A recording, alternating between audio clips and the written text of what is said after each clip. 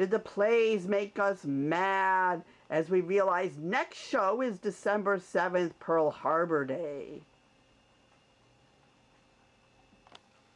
In Zawe Ashton's For All the Women Who Thought They Were Mad, a group of variously aged and dressed women are arguing about telling the story again and again.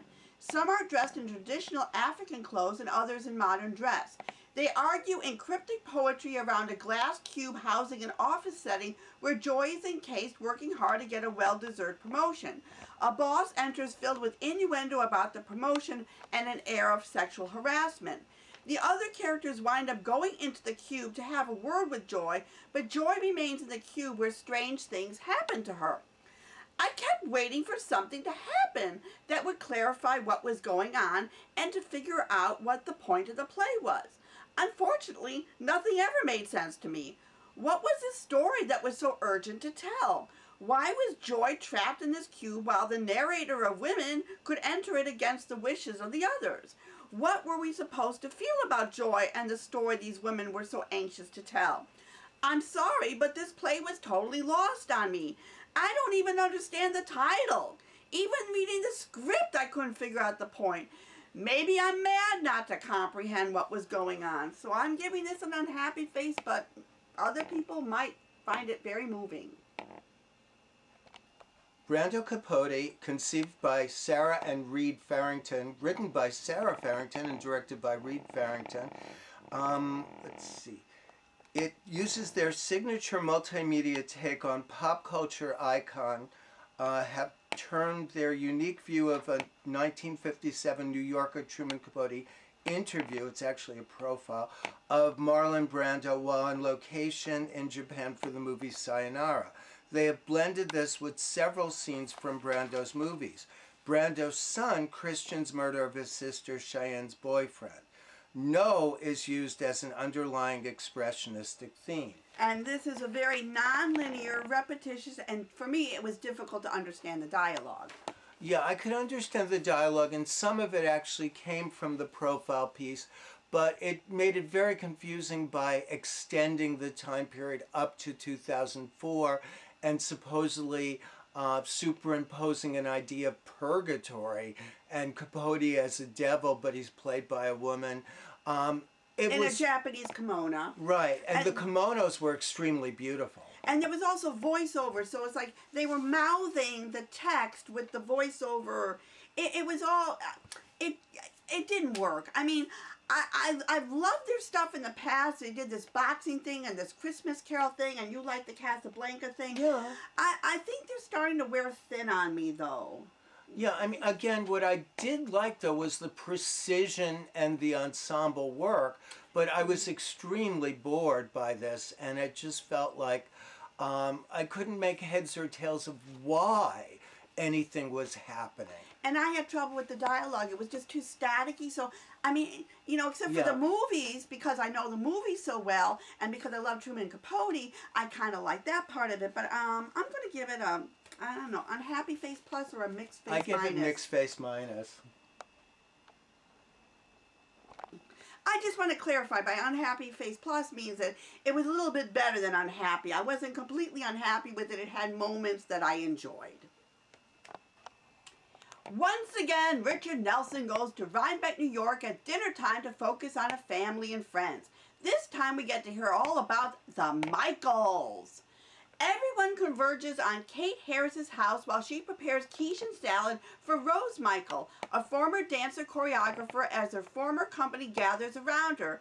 Sally Michael, who is married to Rose's ex David, Lucy Michael, Rose and David's daughter, Mae Smith, Rose's niece, and Rainey Walker, a former dancer with the company.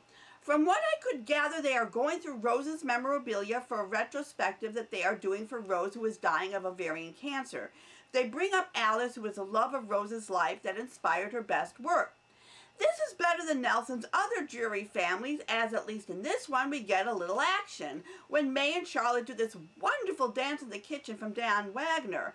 Otherwise it is just trying to figure out the relationship of all these people to each other, and why are they all at Kate's house? And despite the hardship of watching yummy food being cooked and uneaten by the characters or audience, this one held my attention more than his other supper time sufferings. But then politics were kept to a minimum, and I happened to be fond of dance, so the subject matter interested me. But it was really funny. The guy behind me fell asleep so bad he was snoring and the rafters were shaking that I'm poking him from in front with my elbow, and the lady behind him is like tapping him on his shoulder to wake him up. And it's always fun to watch the audience falling asleep. But anyway, have a good meal and a cup of coffee and drop in on the Michaels if you feel so inclined. And we're getting better because now we're up to Mixed Face. The Independence is written and directed by Christopher Ward, and it concerns the relationship of artist Edgar Degas and Marie Cassatt in Paris before and after the Salon des Indépendants of 1879. The arrogant Degas, who's played by Andrei Herzegovich, invited the confident but defensive American Cassatt to exhibit along with Renoir, Monet, and the other artists that we generally call Impressionists, but Degas hated this term because he felt his work was very studied and very finished, not a slapdash impression. These were very complex and difficult people, and the play does present them in their spikiness, and it gives us a lot of information, but it never really feels like a drama. It just kind of feels like we're getting questions and answers about art, and it almost feels like a high school presentation. And I felt that the woman playing Cassatt was sort of very stiff. The guy was much more natural. But the reviewers generally liked the play more than I did, although the women behind me who were museum goers left after intermission. I'm giving it mixed because I do like the subject matter. Marguerite, with book and lyrics by Anton Dudley and music by Michael Cooper, is about Saint Marguerite Bourgeois, who along with Jean Mans and Paul de Maisonneuve helped to create Vie Marie, which is what Montreal was first called, starting in 1653. She had this spiritual awakening in 1640. She became a nun with the Congregation de Notre Dame, which she wasn't able to establish in Vie Marie until 1671, when King Louis XIV finally approved. She was instrumental in opening schools, hospitals, building a church, helping to bring women over for the fur trappers to raise the population, and many people didn't survive the boat crossing. This was a fascinating history lesson about our neighbors to the north and all the difficulties in starting a city, where Quebec was already established, and the governor of Quebec tried to, put a monkey wrench in the governor of the Vie Marie. Montreal also had to contend with hostile Indians, mosquitoes, and frigid weather. This site-specific musical was in the beautiful Church of the Redeemer in Queens. The acoustics were thrilling as only the gorgeous voice of Katie Huffman could be heard in the pitch-black opening scene. Michael Cooper's music varied from jazzy to contemplative, causing shivers of ecstasy in Katie Huffman's crystal-clear voice. Anton Dudley's book and lyrics were jam-packed with information that painted a very vivid picture, as good as Pierre Lebert, who painted Marguerite's portrait. Jennifer A. Jacob created a very real nun's outfit in keeping with the 17th century, and Katie Huffman made faith desirable with a bit of humor thrown in. It was a very religious experience, and finally I can give a happy, happy, happy face. JanEwing got to see Articulate Theater Company's production, Dr. Frankenstein, by George Allison, directed by Kat Parker. With detail and considerable eloquence, this spins an intriguing tale that brings Mary Shelley's famous doctor, the fictional character, to life. Convinced that Shelley deliberately vilified him in order to destroy his reputation, Frankenstein has emerged from isolation to tell his own, much different story. As Frankenstein, John Blaylock was every inch the Victorian gentleman, including an inordinate fondness for laudanum. He was resolute and determined to let the world know that Mary Shelley was a terrible person who wrote her novel specifically to destroy his career. Why is something you'll have to see the play to find out. Steve Shoup as Dr. James Lind, and a very different sort of creature, was strong and polished, as if he'd been playing the role for years, even though he just stepped into the character. As Elizabeth Reed Victor's nurse and assistant and love interest, Tammy McNeil was gentle, sympathetic, and obviously concerned about the mysterious patient under her care, as she was helplessly drawn into the chaos created by Dr. Frankenstein's action. Everyone in this cast was professional and engaging. Kudos to the entire ensemble for their focus and commitment. This is a very good play. Director Kat Parker and her talented troupe have created one of the most beautifully detailed productions he's seen this year, truly setting a new standard for off-Broadway productions. You have a true melodrama, well conceived and intelligently acted. A great deal of attention and love have been lavished on it. You're not likely to see a more beautiful off-Broadway production this year, and he gives it a big happy face. Scotland, PA, with a book by Michael Mitnick and music and lyrics by Adam Guan, is loosely based on Shakespeare's Damn Scottish play. In the sleepy town of Scotland, Pennsylvania, Duncan owns a local restaurant that employs Mac and his wife Pat, Mac's best friend Banco, and Doug is a toadying manager. Mac is full of great ideas on how to improve things at the restaurant, but Duncan just sneers at him. And Pat is fed up with the way her husband is being treated, and that Mac doesn't stand up for himself. As Mac commiserates with Banco, 3 stoners pop in, claiming to be angels on Mac's shoulder or voices in his head. They fill his head with possibilities and rather cryptic messages. Mac will never get ahead or become a success unless he gets rid of spoil sport Duncan. This is when Pat springs into action, and the basis of the Scottish play is cleverly employed to show the rise and fall of developing a McDonald's-type fast food chain. This was so brilliantly done. It made total sense. It was so funny and sad, and the music and lyrics, everything came together beautifully. And this gets a major happy face. I'm not giving too much away because I really want you to see this one. JanEwing went to New Victory to see Mummenschanz replay.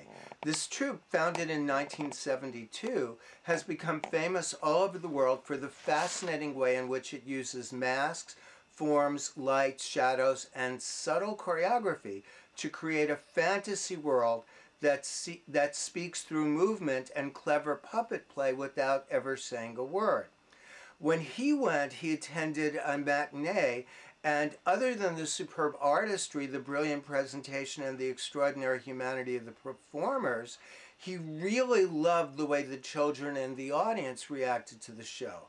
They were all around him, and they were an absolute delight, oohing and eyeing and clapping as they kept guessing what fabulous creature was supposed to be. A bird, a fish, a snake, 2 beautiful seahorses in love. Everything they saw they adored, and hardly any theatrical event can do better than that. So he gave it a happy face. Liza Birkenmeyer's Dr. Ride's American Beach House is an ambiguous play with strong sexual undercurrents. Harriet and Matilda are hanging out on a roof, unwinding from their job, which requires some sort of uniform. They appear to be very close friends, dating back to when they were in high school. Matilda has a sick kid and husband, and Harriet has a dying mom and perhaps a boyfriend named Luke. I guess the owner of the house, Norma, comes up to complain about the air conditioner dripping. She wants Harriet to do something about it, as nothing is more important to Norma than safety and money. Later on, Meg joins Harriet and Matilda on the roof, ostensibly for some book club meeting that never materializes. Matilda breaks into songs with a really beautiful voice. Harriet talks about an encounter with the hairy motorcycle guy at her mom's hospice in Florida, where she finally felt like she had all the power. Mostly, conversation centers on the imminent departure of Dr. Sally Ride into space and the significance of that. There really wasn't much substance to this play. I wasn't given enough information to form any concrete opinion about them, except for one moving speech by Harriet at the end. It was a good cast with stalwart performers, which helped to keep my interest despite the turgid plot. So I'm giving it a mixed face. I mean, I think people love this play, but I didn't get it, once again. Recently, I went to Gallery Players in my neighborhood in Brooklyn and saw Cat on a Hot Tin Roof, which, as usual, they did a wonderful production. I just wanted to shout out that coming up, starting December 6th and going to the 22nd, is Little Women, which I'm sure would be a great family treat and is a really nice play about a great American novel. So definitely make sure you see Gallery Players in Brooklyn in Park Slope. Happy face to them. And now for a couple of Broadway shows going on. Derren Brown's Secret, written by Andy Nyman, Derren Brown and Andrew O'Connor, directed by Andrew O'Connor and Andy Nyman. This is going to be the shortest review ever, as we are not allowed to talk about the show, as it is a secret. All I can say is that Derren Brown is a master at thought manipulation, and you will not believe what you're not seeing. To see what I mean, catch his act before he disappears. No, he is not a magician. Happy face. The Lightning Thief, the Percy Jackson musical, I originally saw at Lucille Lortel, done by TheatreWorks USA. Now it's on Broadway. Rick Riordan's The Lightning Thief has been musicalized with lyrics and orchestrations by Rob Rokicki, with the book by Joe Tretz. Percy Jackson is raised by a single mom and has an absentee dad. Mysterious goings-on during a school field trip reveals Percy's true identity as well as that of his best friend Grover. Percy is a half-blood, which means half his parent is human and the other is a Greek god. Grover is a satyr, and it is his job to look after half-bloods like Percy, and he brings him to a half-blood camp where he meets other half-bloods, Luke, Annabeth, Clarissa, and their teacher. Percy, Grover, and Annabeth end up going on a dangerous quest in order to prevent a war among the gods by recovering Zeus's stolen thunderbolt. They encounter many dangerous monsters and mythic gods along the way, wearing Sidney Mariska's imaginative costumes. Basically, this is an adventure tale with parental issues that the whole family can relate to, with humor, pathos, and excitement. The cast and the audience are having the time of their life. You should bolt quickly to this show with lightning speed, and I give it a happy face. MCC is presenting Seared, written by Teresa Rebeck and directed by Moritz von Stulpnagel. For a few years, Mike and Harry, Mike is the money man and Harry, played by Raul Esparza, is the violently temperamental chef of a popular but tiny restaurant in my neighborhood, Park Slope. They're having financial problems, and so a consultant, this incredible woman, Emily, played by Krista Rodriguez, is sort of called in by Mike. Well, no. First, we got to say that they got this incredible rave review over their scallops, which all of a sudden caused everyone to want to come to this restaurant. So Mike wants to cash in, like, oh my gosh, we're being noticed. We could possibly make this a winning financial venture, especially because this Krista Rodriguez comes in and says, oh, I can help turn this around and you know, make you guys some money and turn this into a real, you know, money maker thing. But, you know, Raul Esparza, he's got like this fear of success or something, because all of a sudden he refuses to make the scallops. Yeah, he's very difficult. And there's also a wonderful waiter who's like the only other person involved in this enterprise, who very carefully watches and learns and loves everything that Raul Esparza is cooking. And you're wondering, like, is it possible for this to become the commercial success and expand, or will, you know, the temperamental chef sabotage it? Is the woman really concerned for their best interest, or does she have some agenda of her own? And it's incredibly well written, and I've never seen better acting. Raul Esparza is amazing for all these moments where he's doing like a lot of business of cooking. You wonder, is he really a great chef? And he commands our attention with the most intense concentration. This was really one of the best plays I've seen in a long time. I'm amazed at how high the quality of New York theater at its best can be. Yes, finally. I mean, this Yeah. play was just like... Theatrical heaven. It really... And the thing is this. I'm watching this play. I have been ill at this point with the stomach upset for 10 days. I have not been able to eat for 10 days. I lost 6 pounds in 10 days. I was violently ill. And yet, here's all this food and preparation. I was mesmerized. I mean, well, it was like an artist. I mean, his hands, his movement, and the way he like looked at this knife. You know, this is someone who really understands cooking and equipment. I mean, this was not an actor up there. This was Gordon Ramsay. I thought I was watching Gordon Ramsay, and it was just, but the rest of the cast was just as incredible. I mean, W. Trey Davis as the waiter who just admires his chef and wants things to succeed and doesn't take any bullshit, and David Mason as the money guy. I mean, yes, he loves his friend but he wants to make this a success. And then Krista Rodriguez, is she the devil incarnate or is she really a good guy? It's like, what is the story? And there's all these little Teresa Rebeck is brilliant at throwing these little complicated little, you know, undercurrents and everything. I mean, and then of course Moritz von Stulpnagel is one of the best directors around. MC and the set, oh my God, the set was the most realistic little back restaurant set you can Tim imagine. Maccabee and Tilly Grimes put together some gorgeous things for Kristen to and wear. again, it's really very much like a thing about art versus commerce, but it's so even-handed about both and how necessary they are to work together for there to be a success. And I love this idea about food is real, but money is abstract. I mean, yes, in a sense it is, because it's just paper representing something. But, you know, it's so essential for everything we rely on that, you know, you can't ignore it. And you can't ignore this play. It's brilliant. Yeah, especially, you know, how important is the food, the creator? I mean, can the creator... You know, it just, go see this. Yes, it's an absolute must. It's brilliant. This is not a review. This is a tirade and a rant. In Games, a black actress is cast in a pivotal role about a real Jewish historical character. An award-winning, record-breaking athlete of the high jump who was unable to compete in the 1936 Olympics because she was Jewish.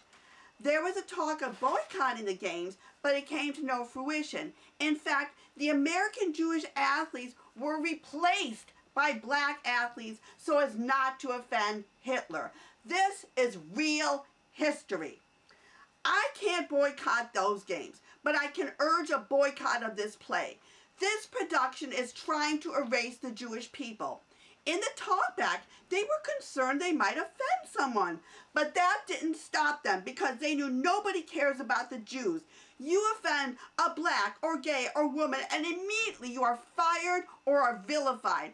But do that same thing to a Jew and they know nothing will come of it, as we are too scared of rocking the boat and being expelled or killed from a country once again. Is this revenge for Al Jolson doing the blackface in The Jazz Singer? Because you're doing blackface to a real Jewish person who suffered terrible consequences for being Jewish. And don't tell me over and over again in this play, this person is a German Jewish, when she obviously isn't. This is nothing against the actress, but the powers that be that thought it was okay to do this. It is not. I am first-generation American, and my parents were both Germans, and my relatives were killed. My son is the very last Gretz in the world, and now you won't rest until we are as extinct as a dodo bird. At least a dodo bird has remembered. You don't even want that. Diversity shouldn't come at the cost of a whole ethnic group. I am more than offended, upset, and disgusted. Shame on you. Call me a racist or whatever you want to call me to justify your reprehensible action, but I ain't going very quietly while you try and destroy my Jewish heritage, as that is all that is left of us. I forgot to mention, go to Wikipedia, look up Gretel Bergman and Helene Meyer, and find out about them for real. Now for some plays that we didn't get to. We saw 3 shows at Theater for the New City. I saw William Electric Black's The White, a heavy-handed satire, unfair plights of blacks in this country, Whites take on the iniquities inflicted on blacks, while the blacks are completely in charge. Nice jazzy structure with underscoring bass, solid cast, mixed face minus. Mark Savitt saw Claude Solnick's A Life in the Ride, directed by Joe John Batista. It is an overstuffed but informative play about the writer J.D. Salinger and his problematic relationship to his creation, Holden Caulfield. Notable is the relationship with Una O'Neill. Mixed faces. William J. Cataldi saw Hooked on Happiness with book and lyrics by Tom Attea, music by Arthur Abrams, directed by Mark Bacante. It offers a lighthearted vision of global warming from a teenage viewpoint. Adults refuse to fight it because they are themselves miserable. A compelling argument, but I'd like to see it explored rather than merely stated. The meat of Hooked on Happiness was the song and dance numbers offered by this superb ensemble of early 20-something actors and their slightly older teacher. He gives this a mixed face plus. In other theater, JanEwing saw Druid Shakespeare Richard III from the White Light Festival, directed by Gary Hines. Evil Richard III, who looks like a poisoned insect with his two canes, barked his lines at times rather than showing any nuance, and the actors took on too many roles, which made it confusing. And some of the casting choices were odd, but there were many good things, and the battle scenes were very exciting. He gives us a mixed face plus. JanEwing also saw Sam Shepard's Fool for Love, directed by Frederick C. Wagner. The actors were skillful and focused, with Western accents and retrosexual attitudes, but their laid-back film acting qualities deprived the play of energy, making the dialogue conversational rather than confrontational. He gives us a happy face minus. Full reviews on the Facebook page. And this is where you can find all the plays that we talked about. I'm running out of time. Broadbent, Arkansas, we won't have time. It's closing November 23rd, so find the review on the Facebook page.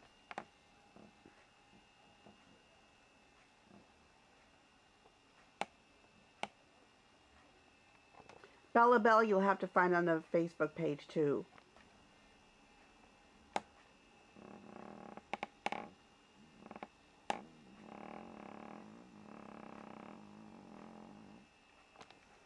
Sorry, I have to whiz by this very quickly. And Judy Collins is going to be at Joe's Pub. Einstein's Dreams at 5090 59th Street, where you get to hear the theory of relativity told through a dream and music with Alexander Silber is brilliant. Lots going on at Theater for the New City. Bread and Puppet is coming there. BAM has good stuff. And if you want to see Cyrano de Bergerac without a nose or a plumed hat or a panache, go to the new group. These shows will be on our Facebook page. The reviews there. Our Performing Arts Insider, it's only going on until January. They really need your help. I love that place. I can't do the show without it. Next show is December 7th. And don't forget to like us on Facebook and YouTube.